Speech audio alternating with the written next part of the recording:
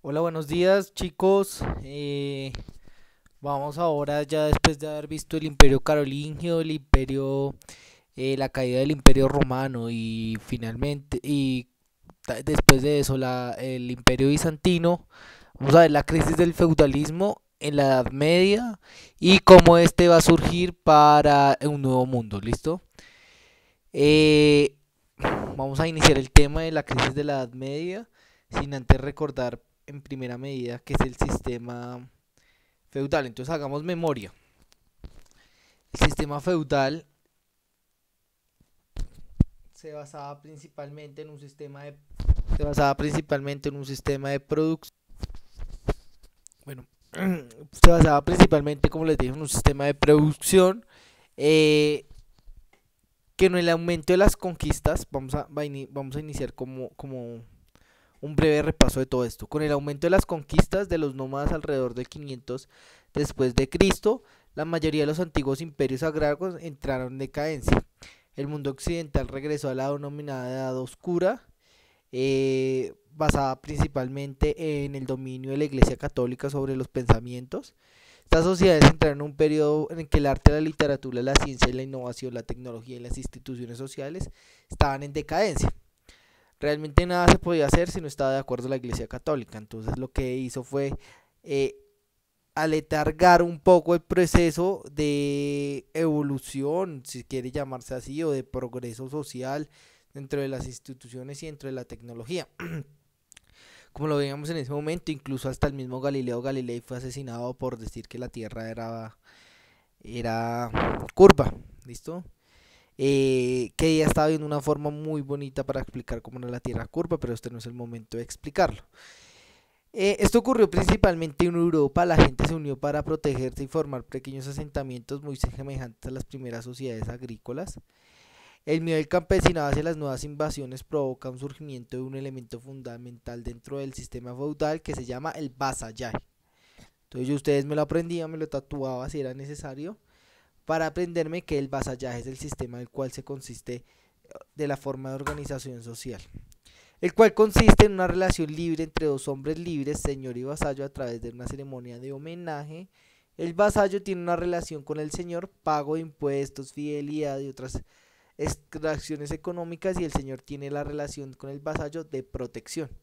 ¿Listo? Resumiendo, la formación del feudalismo propiamente dicho se inicia entre el 1000 y 1200 después de Cristo, un momento en que aparecen las sociedades feudales y estamentales en Europa, que implicará primero la presencia de una economía agraria basada en latifundios, la existencia de relaciones binarias del señor vasallo que originará en el dominio del primero sobre el segundo. ¿Listo? Siempre había un proceso de dominación del vasallo sobre sí, del señor sobre el vasallo, perdón. Del señor sobre el vasallo. ¿Listo? Entonces, bueno, ¿cómo entra en crisis este sistema feudal? Entonces, digamos, después de tantos tiempos en el que el sistema feudal había sido hegemónico y había sido la fuente de orientación dentro de la producción del, de las formas y de la organización social, porque básicamente esa era toda la organización social, las formas productivas. La caída es un proceso de cambio complejo que varía dependiendo de cada nación y cuya duración fue siglos. Realmente eso no se dio como de la noche a la mañana. Principalmente se va a ver transversalizada por muchos eventos, como ellos la peste negra. Durante el siglo XIV sufrió una grave crisis debido a un descenso demográfico generado por el retroceso de la producción agrícola, malas cosechas, muchas guerras y un mal clima, lo que produjo una escasez en la cartesía de los alimentos y las consecuentes hambrunas y epidemias, una mala alimentación e higiene de la población, donde está destacar la peste negra. Entonces, principalmente los asentamientos feudales. Entonces, recordemos un mapita que yo les mostraba de cómo se organizaba los sistemas en el feudalismo. Entonces, básicamente estaba el castillo del señor y ahí se concentraba una gran masa de población y ellos realmente ahí eran muy desasiados. Entonces yo incluso lo decía en esas diapositivas y en ese momento yo les decía ahí realmente era una cuestión sanitaria. Entonces esa gente no tenía una sanidad que va a ser una preocupación de aquí en adelante. después de la peste negra va a ser una preocupación hasta el día de hoy. De hecho, la sanidad es uno de los procesos más importantes actualmente. Los procesos de lavado de manos y todas estas acciones que estamos haciendo todos los días es producto de estos, de enfrentarnos a todo esto. ¿Listo? Eh, ¿Qué les va a tocar a ustedes? Averiguar qué es la peste negra, ¿sí? Yo creo que es momento de que ustedes vean un videíto, lean un poquito sobre la peste negra, para que entiendan un poco más en la coyuntura actual que estamos del COVID. Creo que es importante entenderlo. La peste negra es una peligrosa infección bacteriana provocada dolorosas lesiones de aspecto necroso, pues se llama negra, que exudaba sangre y pus, que afectó a Europa a partir del 1348. ¿Listo? Transmitida, yo creo que en un capítulo de Ratatouille explican muy bien cómo es, que es transmitida por la pulga de la rata. ¿Listo? Y es transmitida a los humanos. Entonces, en este orden de ideas, el sistema feudal durante los siglos XIV sufrió una grave crisis debido a ese descenso demográfico, producto de todas estas características que ya le había mencionado, como fue la disminución de la población por enfermedades, disminución de la población agrícola, por el... hay procesos que son naturales dentro de los aspectos sociológicos, es decir, la migración de los pueblos a las ciudades, por una idea de progreso, es decir, la gente empezó en ese momento histórico también a migrar a ciudades y a empezar a comerciar un poco más y dejar de un poco atrás la producción agrícola. Además, sumado a eso, un retroceso comercial, ¿sí? Un retroceso comercial debido a muchos factores, incluyendo la colonización y la independencia, bueno, y los procesos de guerras que hubo, porque todavía no habían independencias, olvídenlo, pero sí hubo un proceso de guerras que posteriormente todas esas guerras van a llevar a las independencias. Una renovación ideológica, el cuestionamiento principalmente de la Iglesia Católica va a ser fundamental para salir de este oscurantismo. Entonces empiezan la reforma luterana, la reforma protestante, todo este tipo de cosas van a darle una renovación a las ideas, sí, un respiro a la sociedad para que pueda pensar más allá de la Iglesia Católica y empezar a fluir. ¿Listo? Esta crisis influyó entre las relaciones entre los señores feudales y los siervos, donde los primeros les disminuyó la población campesina y les fue más difícil obtener tributos de sus siervos o retenerlos en sus tierras. También a consecuencia de las prolongadas guerras por el continente, la población se redujo mucho más. Otro factor que influyó fue la crisis del feudalismo, fue el cisma religioso, la división de la Iglesia Católica, llegando a haber dos papas al mismo tiempo, lo cual hizo que la gente perdiera la fe en el cristianismo y buscara por otro lado soluciones más eficaces a los problemas, estas relacionadas netamente con lo que les decía de las reformas luteranas, la contrarreforma, la reforma protestante y todas estas reformas de que van a llevar a una renovación ideológica dentro del campo de la teología. ¿Listo? Entonces,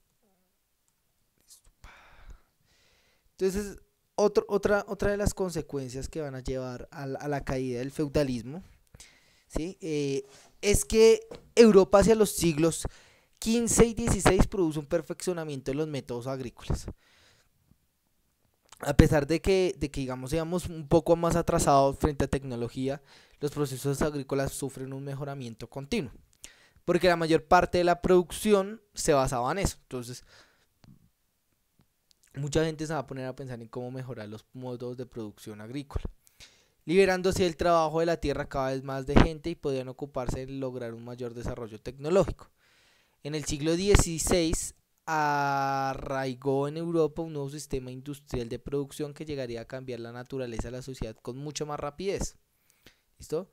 Aparece la lucha desarrollada de los pequeños campesinos por debilitar la explotación feudal, en la medida en que estas luchas tuvieron éxito y se sacrificaron cierta liberación y se va a producir la acumulación de capital. Va a ser muy importante para la formación del capitalismo o el mercantilismo en esos momentos. ¿Listo? Van a ser los cimientos para el mundo moderno, ¿sí? Para las formas de producción moderna. bueno, ya lo vamos a ver más adelante, pero con la caída de unos símbolos que van a ser propiamente de las sociedades feudales, van a dar como resultado eh, el aparecimiento de unas clases que van a ser las burguesías y el mecanismo endógeno hacia el capitalismo. ¿Listo? Esta tendencia de fenómenos van a ver apoyadas por el desarrollo del comercio y la producción, pero sobre todo el desarrollo de las ciudades. ¿Listo? Entonces pues, van a dar principalmente a eso. Porque entonces, ¿qué va a pasar en ese momento histórico?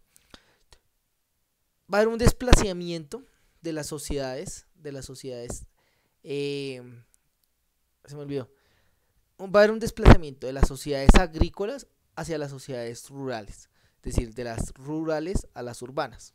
¿Listo? ¿Por qué? Estas poblaciones que son rurales van a encontrar mayores cantidad de ingresos en las urbes debido a los sistemas de producción. ¿Listo? Entonces los sistemas de producción van a cambiar debido al desocupamiento del campo y otros procesos que van a venir por los artesanos y otras formas productivas. Se va a desplazar mucha gente, van a aumentar las rondas de las ciudades, van a haber una mayor densidad poblacional y etcétera, etcétera, etcétera, todas las cosas que lleva el progreso de los cambios económicos. ¿Listo? Entonces estas situaciones originaron todo tipo de reformas en la sociedad europea. Se generó un conflicto entre dos fuerzas opuestas. La búsqueda de un nuevo y la reforma de lo viejo, donde la expansión del comercio y el del poder económico de los burgueses junto con las disconformidades de los campesinos con nivel de la vida.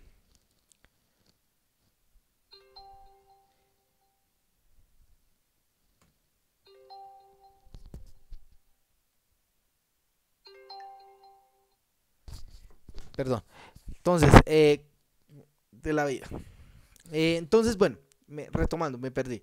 Estamos hablando que ya habían dos fuerzas antagónicas, podría decirse, que están en confrontación, los burgueses y aquellas sociedades que querían mantener el viejo sistema de producción. ¿Listo? Estos burgueses van a tener un problema muy fuerte, pero lo vamos a ver un poquito más adelante. Sí, lo vamos a ver un poquito más adelante. Donde la expansión del comercio y el poder económico de los burgueses junto con las desconformidades de los campesinos con su nivel de vida eran dos fuerzas sociales que potenciaban la crisis del feudalismo. ¿Listo? Se van a expresar muy bien durante la Francia revolucionaria. ¿Listo? La aristocracia de los señores, principales beneficiarios del orden feudal, reaccionaron para conservar sus privilegios. ¿Listo? Este conflicto fue el origen del mundo moderno. Los cambios a partir del siglo XV no surgieron de una sola dirección. Resultó fácil modificar la rígida sociedad feudal. Muchos europeos actuaron en favor de ese cambio, pero otros tenían fuertes intereses para que el antiguo régimen se mantuviera. ¿Listo?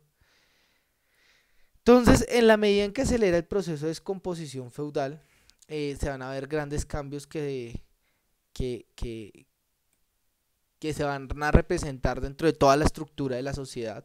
Entonces se van a representar en el campo económico, en el campo social, en el campo político, etcétera. Y se van a venir produciendo una diferenciación entre los campesinos enriquecidos, los braceros sin tierra, es decir, empiezan a aparecer relaciones de burgueses de producción y esto así poco a poco de los campesinos ricos que fueron convirtiéndose en contratadores del trabajo de asalariados. ¿Listo?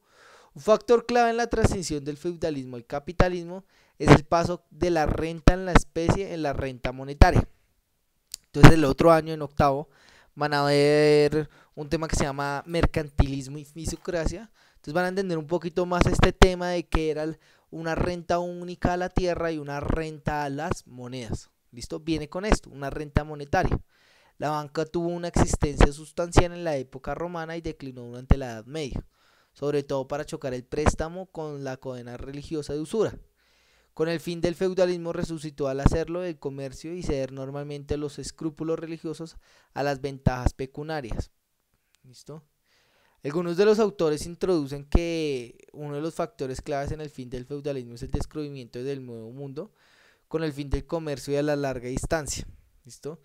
Entonces van a decir que eso va a ser clave frente al fin del mundo, del nuevo mundo. De hecho, sí, van a producirse nuevas formas de producción, nuevas formas, eh, digamos, frente a las formas económicas. El mercantilismo ahí va a tomar un gran auge dentro de lo que va a ser la época de la conquista. En resumen, que entran en conflicto la vieja nobleza, cuyos beneficios dependían de la propiedad de la tierra, la élite política, cuya posición dependía de una enorme burocracia estatal que se creó inicialmente para proteger los intereses de la nobleza, y una nueva clase cada vez más poderosa de comerciantes que dependían del nuevo sistema industrial de producción. ¿Listo? Entonces, para entender un poco más esto, hay que retrocedernos un poco a las ideas, a esta pirámide que veíamos, esta pirámide que se vuelve un poco más rígida. No, poco más rígida no, es totalmente rígida, donde en la cabeza de todo sistema social y económico va a estar el rey, por debajo de él va a estar la nobleza y el clero, la baja nobleza y el clero bajo, y finalmente los otros. ¿Listo? Pero entonces en este lugar no cabían otros, ¿sí? No había un paso para una burguesía.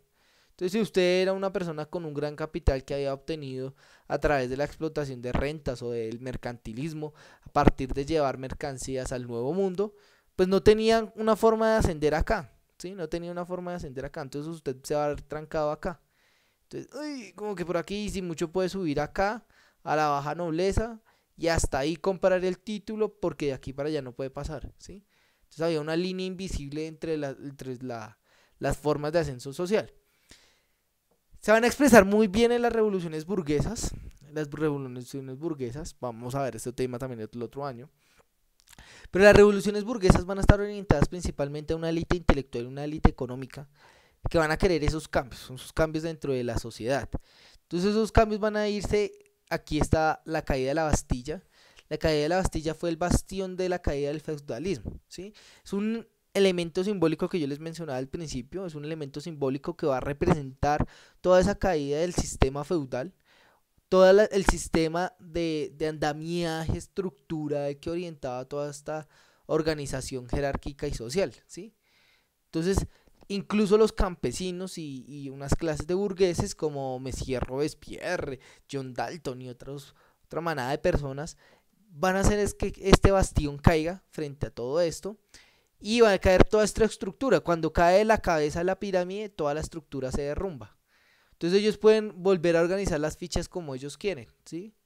Entonces empiezan a organizar las fichas a como les dé conveniencia a la nueva burguesía, erigiendo el sistema capitalista. ¿Listo? Bueno.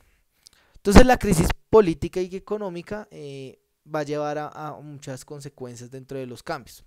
La historia en estos momentos del siglo XVI estaba vinculada al nuevo sistema económico mundial que impuso las naciones más poderosas de conflicto en la economía mundial, provocando con frecuencia por las cuestiones de nación poderosa explotarán colonialmente que otra nación o región menos desarrolladas.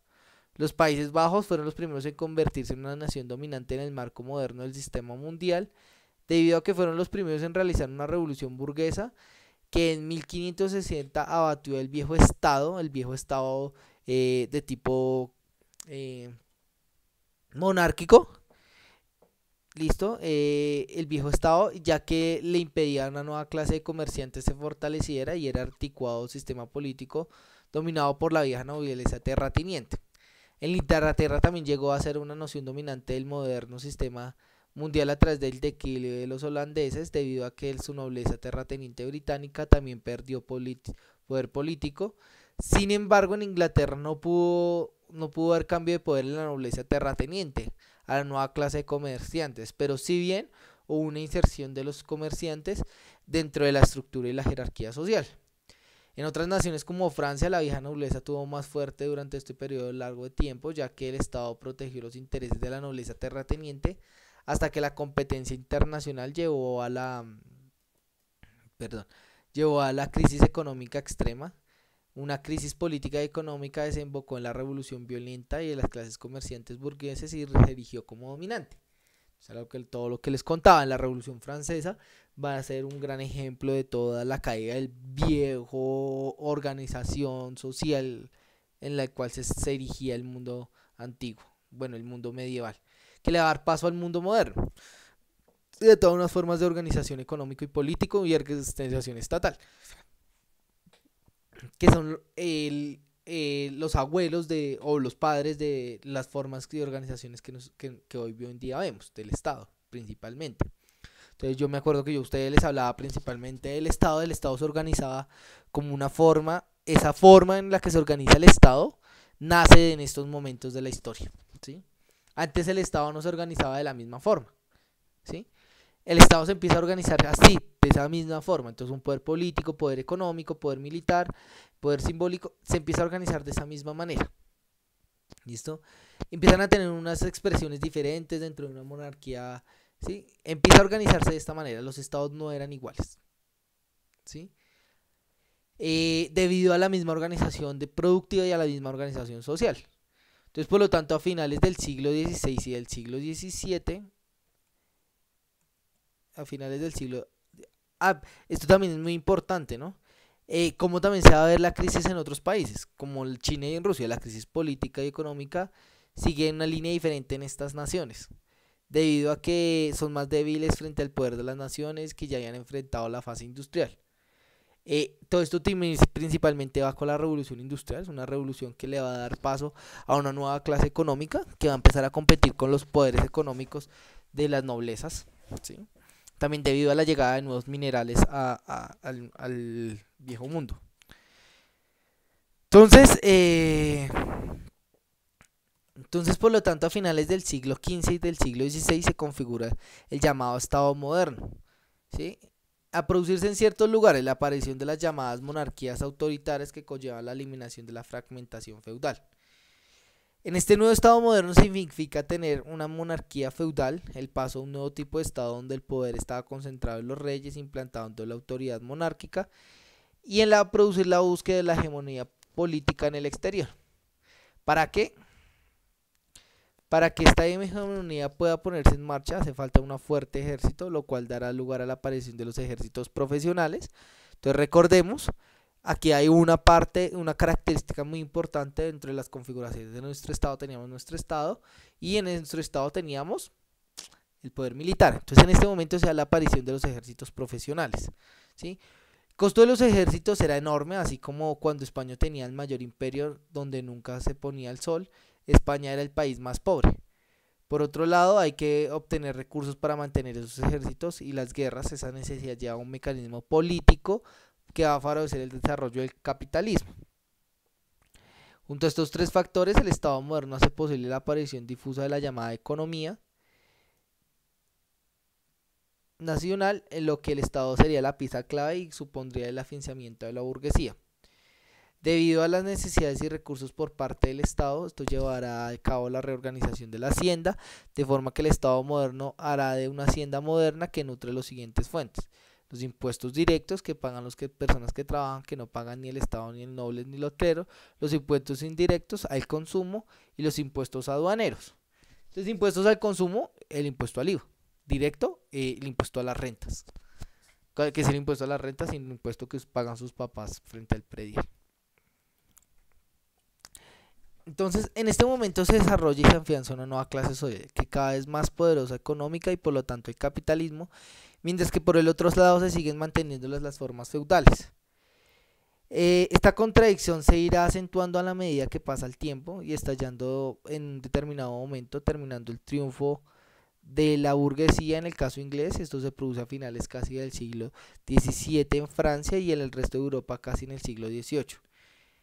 Ya finalmente, en conclusión, del siglo XV al siglo XVI se van a estructurar muchos de los estados modernos en este proceso de construcción, junto al proceso de afianzamiento del Estado y el proceso de afianzamiento del capitalismo como un modelo económico hegemónico que va a dar paso abiertamente a muchas formas de organización y productivas dentro de los estados que hoy en día conocemos. Entonces recordemos todas esas características que yo les decía. Entonces hay un estado nacional, hay una economía nacional, la idea de nación va a nacer en estos momentos con la Revolución Francesa. La idea de nación nace en estos momentos con la Revolución Francesa. La idea de la organización militar, como ya les había mencionado anteriormente. Entonces, ¿siguen cómo se van afianzando los poderes del Estado en estos momentos? A partir de la caída del feudalismo. Entonces, muchachos, no siendo nada más, yo les voy a dejar una lectura de Norbert Elias. Me parece que es una lectura que va a dar cuenta de cómo va a ser el proceso de civilización. Que el proceso de civilización es muy importante para entender un poco también la modernidad frente al proceso de coactación y de otros procesos que nos va a hablar Norbert Elias. Yo les dejo la lectura, muchachos, y hay quiz la siguiente clase con respecto a esa lectura. Entonces, por favor, muy pendientes, lean las lecturas, hagan muy